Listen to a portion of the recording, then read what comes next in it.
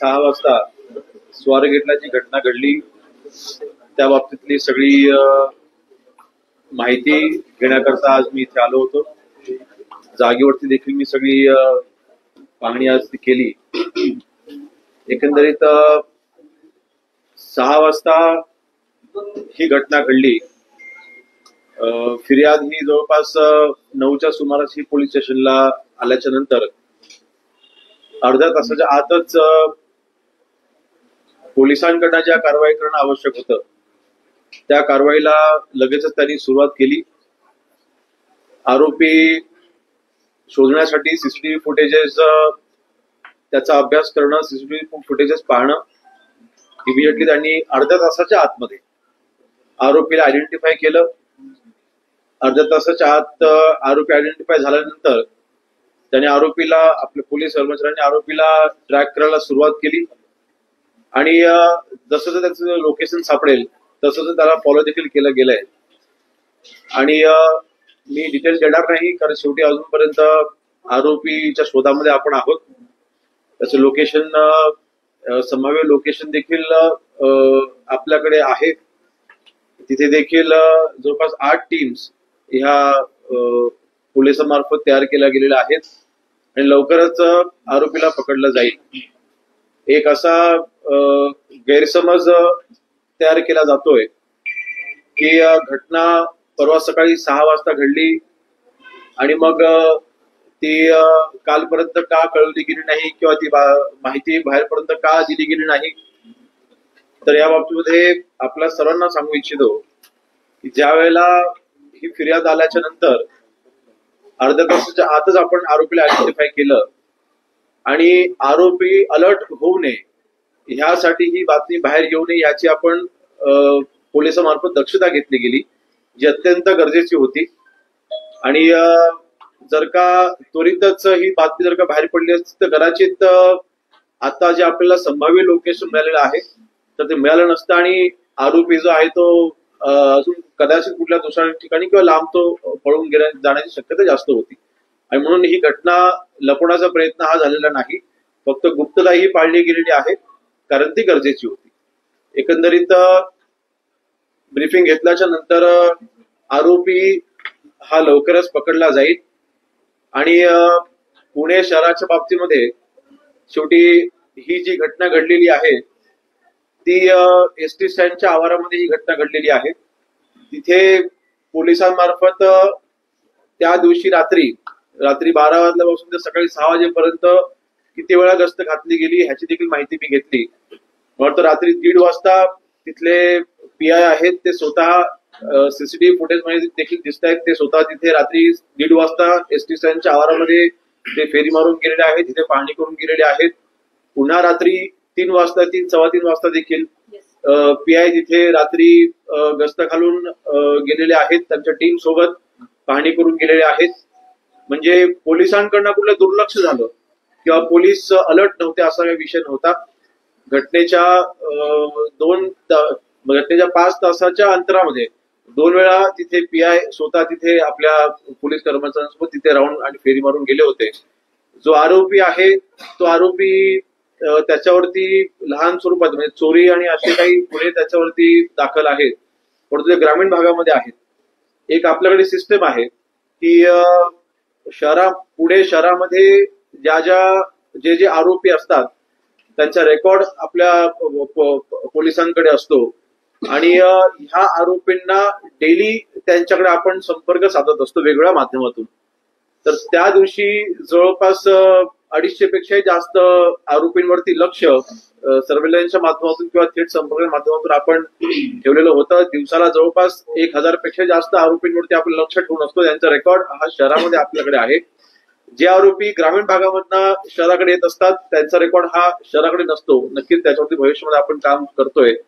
आणि विशेषतः पुणे शहरामध्ये सीसीटीव्हीचं सर्व्हेलन्स हे अजून कडक करण्यासाठी किंवा अजून त्याचा विस्तार करण्यासाठी महाराष्ट्र राज्याचे मुख्यमंत्री सन्माननीय देवेंद्रजी फडणवीस साहेबांनी काही दिवसांपूर्वी जवळपास 437 कोटीचा एक प्रकल्प मंजूर केलेला आहे. त्याच्यामध्ये महत्वाचं फेशियल रेकग्निशन असलेले सीसीटीव्ही देखील आपण इन्स्टॉल करतोय, जेणेकरून एखादा आरोपी जर का कुठे त्या सीसीटीव्ही फुटेजमध्ये आला तो लगेच आयडेंटिफाय होईल, पोलिसांना त्याचा अलर्ट येईल आणि पोलीस त्या ठिकाणी अलर्ट होतील. एकंदरीत बघा, शेवटी सुधारणेला नक्कीच स्कोप असतो, परंतु तंत्रज्ञानाचा वापर करून खास करून आता एआयचं इंट्रोडक्शन आपण आपल्या विभागामध्ये माननीय मुख्यमंत्री महोदयांच्या नेतृत्वाखाली आपण आणलेलं आहे आणि त्या माध्यमातून भविष्यामध्ये सीसीटीव्ही फुटेजच्या बाबतीत, सीसीटीव्हीच्या सर्वेलन्सच्या बाबतीमध्ये अजून आपण ती यंत्रणा आपण सुरळीत करतोय. परंतु परवाच्या दिवशी जी घटना घडली ती घटना कुठले फोर्सफुली किंवा तिथे कुठला स्ट्रगल किंवा असं कुठलंही तिथे न झाल्यामुळे तिथले जेव्हा घटना घडली त्यावेळेला तिथे देखील जवळपास 10 ते 15 लोक त्या बसच्या आजूबाजूला देखील तिथे उपस्थित होते आणि कोणालाही तिथे शंका आली नाही आणि त्यामुळे कदाचित ते जे क्राईम त्याला सुरळीतपणे करता आलं. परंतु अन्य जी डिटेल आहे, जेव्हा आरोपी आपल्या ताब्यात येईल त्याला आपल्या सगळ्या गोष्टी लक्षात येतील. तर या घटनेबद्दल आधीही पोलिसांना पत्र दिलेलं होतं परिवहन महाविभागाकडून की तिथं सुरक्षा द्या, पण पोलिसांनी कर्मचारी नाही असं सांगितलं आणि सुरक्षा दिली नाही. 22 तारखेचं ते पत्र आहे. नाही, त्याला कसं आहे, शेवटी एसटी महामंडळामार्फत प्रायव्हेट सिक्युरिटीज ह्या एसटीच्या आवारामध्ये हायर केलेल्या आहेत आणि प्रायव्हेट सिक्युरिटीच्या माध्यमातून शेवटी त्यांना त्या आवाराची सुरक्षा त्यांनी बघायची आहे. एसटी महामंडळाच्या बाबतीमध्ये नक्कीच आमचे परिवहन मंत्री प्रतापजी सरनाईक यांनी मला वाटतं आज आढावा बैठक देखील घेतलेली आहे आणि संबंधित जे काही पुढची ऍक्शन आहे तिथे घेतील, त्याबद्दल मी काय बोलू शकणार नाही. परंतु पोलिसांमार्फत मी मगाशी म्हटल्याप्रमाणे 1:30 वाजता देखील पीआय स्वतः तिथे हजर होते, 3 वाजता देखील पीआय स्वतः तिथे हजर होते. म्हणजे पोलिसांकडनं कुठलंही दुर्लक्ष किंवा पोलिसांकडनं कुठलंही याच्यामध्ये निग्लिजन्स हे झालेलं नाही. त्यांनी त्यांचं काम केलेलं आहे. मी मगाशी म्हटल्याप्रमाणे घटना जेव्हा घडली त्यावेळेला कुठलेही आजूबाजूला 10-15 लोक असताना त्यांना देखील कुठला अलर्ट आला नाही. त्यामुळे ती घटना करायला आरोपीला तिथे एक आधार मिळाला. म्हणून मला वाटतं एसटी स्टँडच्या आवारामध्ये सिक्युरिटीचा जो प्रश्न आहे, जे काही प्रायव्हेट सिक्युरिटी ठेवली जाते त्या प्रायव्हेट सिक्युरिटीने नक्कीच चुका केलेल्या आहेत. कारण शेवटी बसच्या बाजूलाच चौकी होती, त्या चौकीमध्ये सिक्युरिटी प्रायव्हेट सिक्युरिटी गार्ड नव्हते आणि त्यामुळे ही घटना सोप्या करायला त्याला ते इझी झालं आणि नक्कीच त्याच्यावरती काम करणे आवश्यक आहे. सर, मात्र हे पत्र जे आहे 22 तारखेला दिलेलं आहे. ज्या घटना ज्या दिवशी घडली त्या दिवशी पीआय गेले असतील, मात्र पत्रच 22 तारखेला दिलेलं आहे की खाजगी एजंट तिथे त्रास देतात, तृतीयपंथीयांचा त्रास आहे, गुंडांचा त्रास आहे, तर आम्हाला सुरक्षा पुरवण्यात यावी. 22 तारखेला हे पत्र दिलेलं आहे. त्यानंतर तिथले पीआय असतील किंवा स्थानिक पोलिसांनी दुर्लक्ष केलं असं राष्ट्रीय परिवहन विभागाचं म्हणणं आहे. जवळपास आता आपण 2024-2025 पर्यंत आपल्या त्या आवारामध्ये म्हणजे आपला जिथे आता घटना घडलेली आहे तिथे जवळपास 7,196 कारवाया एका वर्षामध्ये आपण केलेल्या आहेत. म्हणजे पोलिसांचं काही तिथे दुर्लक्ष होतं किंवा पोलिसांनी काहीच तिथे लक्ष देणं असं अजिबात नाही. जेव्हा 7,000 कारवाया होतात म्हणजे त्या लहान स्वरूपापासून मोठ्या स्वरूपात सगळ्या त्याच्यामध्ये आहेत. खास करून ट्रॅफिकच्या वगैरे जास्त आहेत किंवा एखादं तिथे कोणी गुंड तिथे येऊन बसले किंवा कोणी विनाकाम तिथे येऊन बसले त्याला तिथून बाहेर काढणं, अशा ज्या कारवाया आहेत जिथे आपण पोलिसांचा अलर्टनेस आपण ज्याच्यामधून आपण जज करतो, अशा कारवाया मागच्या वर्षामध्ये 7,000 पेक्षा जास्त झाल्यात. मागच्या सप्टेंबर पासून ते आजपर्यंत 4,500 तिथे कारवाया आपण केलेल्या आहेत. म्हणून मला वाटतं पोलीस हे डेफिनेटली अलर्ट आहेत. आता ह्या कारवाया इथे कागदावरती किंवा जागेवरती आपल्याला होताना दिसल्या नसत्या. कागदावर बरंच काही असतं, नाही, ह्या कारवाया ह्या प्रत्यक्षात झालेल्या आहेत त्याच आपण कागदावरती. पोलिसिंग दिसत नाही. गस्त घालताना नेमकं काय बघितलं पाहिजे काय नाही, गाडीतनच फक्त गस्त घातली जाते. नाही, सीसीटीव्ही फुटेज आपल्याकडे जे आहेत ते पीआय स्वतः गाडीतनं उतरून चालून पूर्ण आवारामध्ये फिरताना दिसत आहेत. की स्वतः मी सीसीटीव्ही फुटेज पाहिलेला आहे.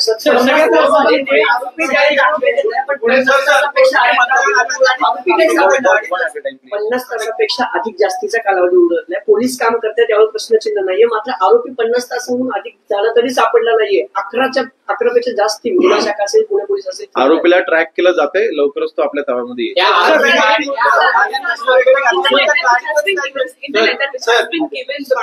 Manager, the Transport Ministry as well as the police, it is mentioned that these private agents as well as other miscreant people, including anti-social elements, they are harassing people.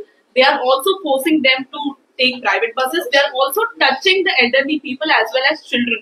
How do you look at this? Because the actions were not initiated. You are mentioning that there were patrolling which was done, but on ground it's nothing. I need to see that letter with what intention that letter was issued. And I think if the depot manager had issued the letter, he should have made sure that the private security which was there, it was working, it was his duty, because the depot is under him. And he should have been alert with the security. If the security was not there, the CCTV footage which are showing us, that police chowki was right beside the bus. And the depot manager should have been alert about this, that his security which is working under him, if it was not there, he should have made sure, he should have contacted that security agency and made sure that security is being fulfilled there. But he did not do it. He wrote letter. Blaming the depot manager. He has written the letter asking for help for complaint as well as everything. I think police has taken enough action. Whatever is in the control of police, the police has taken enough action. The incident which has happened, that has happened inside the stand. And inside the stand, the security is provided by ST Mahamandal. And I think the depot manager should have been more alert. म्हणजे तुमच्या म्हणण्यानुसार या सगळ्या घटनेला जबाबदार जी काही ST महामंडळ आहे तीच आहे आणि पोलिसांचा कोणताही रोल पोलिसांचा कुठलाही रोल नाही, मी असं म्हणत नाही. पोलिसांनी जेव्हा 3 वाजता गस्त घातली, पोलिसांनी जेव्हा 3 वाजता गस्त घातली, परंतु 24 तास त्या एसटी स्टँडमध्ये सिक्युरिटी पुरवणं हे एसटी महामंडळामार्फत केलं जात आहे. त्यासाठी प्रायव्हेट सिक्युरिटी एजन्सी हायर केलेली आहे, त्याला आपण पैसे देतोय. त्या प्रायव्हेट सिक्युरिटी एजन्सी मार्फत तिथे सिक्युरिटी ही व्यवस्थित नाही ठेवली गेली, जी जबाबदारी डेपो मॅनेजरची आहे ना. आणि म्हणून मला वाटतं जर का सिक्युरिटी तिथे येत नाहीये, एक पत्र व्यवहार करून आपण आपली जबाबदारी झटकू शकत नाही. एक प्रायव्हेट एजन्सी हायर केलेली असताना ते प्रायव्हेट एजन्सी मार्फत तिथे सिक्युरिटी चे लोक आहेत की नाही, त्याची ड्युटी करतायत आहेत की नाही, ही देखील जबाबदारी त्यांची आहे. आणि म्हणून मला वाटतं ही टोळाटोळाचा हा प्रश्न नाही. घटना ज्या वेळेला घडली त्यावेळेला तिथे प्रायव्हेट सिक्युरिटी असती तर करायची घटना घडली नसती. आणि म्हणून यापुढे नक्कीच पोलीस प्रशासन आणि एसटीए एकत्र होऊन जर का जसे ज्याची चर्चा काल आपण केलेली आहे, माननीय परिवहन मंत्र्यांनी देखील या बाबतीत खुलासा केलेला आहे की जर का पोलीस मार्शल्स जर का तिथे आपल्याला हे एसटी स्टँड वरती आणि सेन्सिटिव्ह आपल्याला जर का जागेवरती जर का प्रोव्हाइड करता आले तर नक्कीच ते आम्ही बाबतीत आम्ही विचार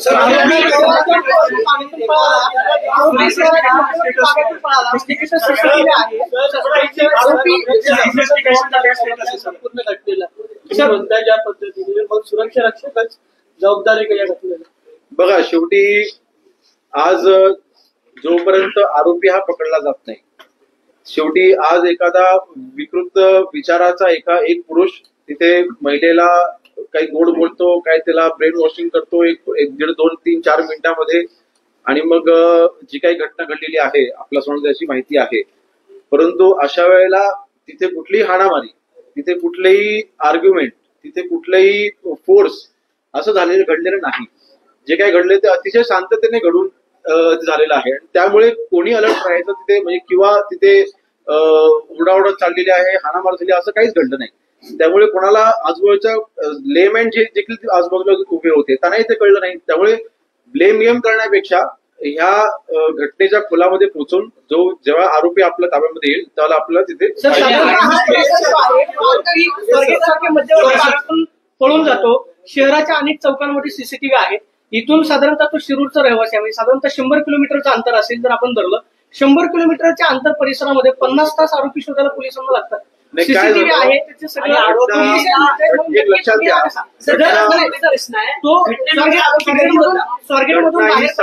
घटना ही 6 वाजता घडली, फिर्याद ही 9 वाजता आलेली आहे, मध्ये 3 तास गेलेले आहे. जोपर्यंत फिर्याद येत नाही तोपर्यंत पोलिसांना कळणार कसं? फिर्याद आल्याच्या नंतर ज्यावेळेला 9 वाजता फिर्याद आली, ज्यावेळेला तक्रार आपल्या पोलीस स्टेशनला आली, त्यानंतर अर्ध्या तासाच्या आतमध्ये आपण आरोपीला आयडेंटिफाय केलेला आहे. आयडेंटिफाय केल्यानंतर आपण सीसीटीव्ही फुटेज आपण ट्रॅक केले आणि तोपर्यंत तो एका विशिष्ट ठिकाणी तो गेलेला आहे. मला ते लोकेशन डिस्क्लोज करायचं नाही, परंतु आपण त्याला पकडलं आणि तो जो गेला तो आरोपी हा बाय बस त्याने ते ट्रॅव्हल केलं ते आपण ट्रॅक केलेलं आहे. परंतु घटना घडली 6 वाजता, तक्रार आली 9 वाजता. ह्या मधल्या 3 तासाच्या गॅपमध्ये आपल्याकडे कुठली त्या घटनेची माहिती नव्हती. म्हणून कदाचित त्याला तो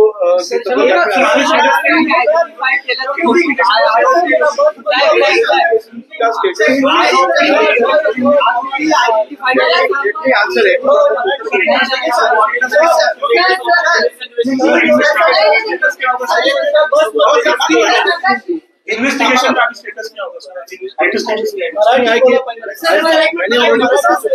इन्वेस्टिगेशन अभी जो आरोपी है उसको हम ट्रैक कर रहे हैं एंड बहुत ही जल्दी आरोपी पकड़े जाएंगे और उनका संभाव्य लोकेशन ये हमें मिल चुका है और जल्दी ही आरोपी हमें सर मगाशी राष्ट्रवादी काँग्रेस शरद पवार पक्षाने असा आरोप केलाय की हा जो आरोपी आहे त्याचा कुठला तरी मोठ्या पुढारीशी संबंध आहे आणि तो सत्तेतला आहे. आमदाराचा फोटो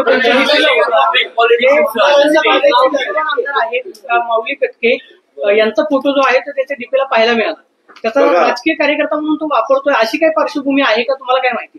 बघा ह्या क्राईमशी त्या व्यक्तीच्या त्या बॅकग्राऊंडचा काहीही संबंध नाही. एखादा आरोपी हा आरोपी असतो किंवा एखादा ज्या गुन्हेगार असतो तो गुन्हेगार असतो. त्याला कुठल्याही पक्षाचा कार्यकर्ता म्हणून किंवा कुठला धर्माचा जातीचा असं आपण या दृष्टिकोनाने पाहायचं नसतं. तो व्यक्ती आरोपी आहे आणि त्याला अद्दल घडली पाहिजे, त्याच्यावरती कारवाई झाली पाहिजे ह्या दृष्टीने पोलिसांची कारवाई चालू आहे.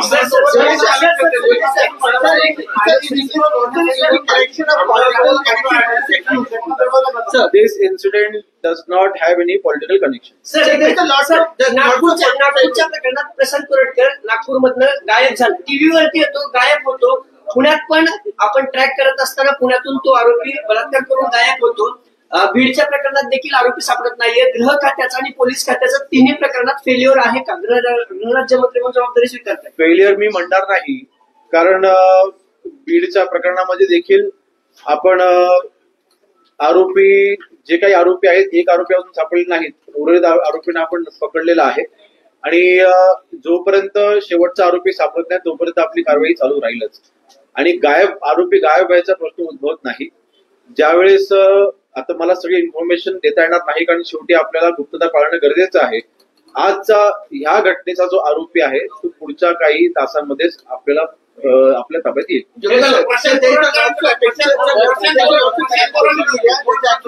So there is a lots of pictures on social media. They accuse of a correction some politician, and there are some pictures also are in social media. See, जो आरोपी है basically he is an accused, and accused never have any they don't have any caste background. We don't see it as a political figure. We see them as an accused and he will be treated as an accused. We don't care. The police doesn't care if he is connected to any political person. That will not affect the action which we are going to take on. Prashant Koratkar समोर होता, आता तो इंदूरला पळून गेल्याची माहिती मिळते. प्रशांत कोरटकर सावंतला धमकी दिल्याचं, छत्रपती शिवाजी महाराजांविषयी अपशब्द वापरले त्याच्यावर आरोप गुन्हा दाखल आहे. 2 दिवस तो माध्यमांसमोर बाईक देत फिरला आणि आता तो इंदूरला पळून गेला. त्याला कोण वाचवतो? नाही, त्याला वाचवायचा प्रश्न उद्भवतच नाही. आपल्या सर्वांना माहिती आहे की या महाराष्ट्रामध्ये या देशामध्ये छत्रपती शिवाजी महाराजांच्या बद्दल जर का कुणी चुकीचा शब्द विचार जरी केला तर सुद्धा त्याच्यावरती कुठल्याही पद्धतीचं हयगय ही केली जाणार नाही. कडक कारवाई केली जाईल आणि जी काही पोलिसांची कारवाई ती त्याच्यावरती केली जाईल. त्याला अटक करणार का? गुन्हा केला असेल तर नक्कीच अटक होईल. गुन्हा केला असेल नक्की अटक होईल ना. गुन्हा दाखल झाला, त्याला जे काही काम चालू आहे त्याला अटक होईल.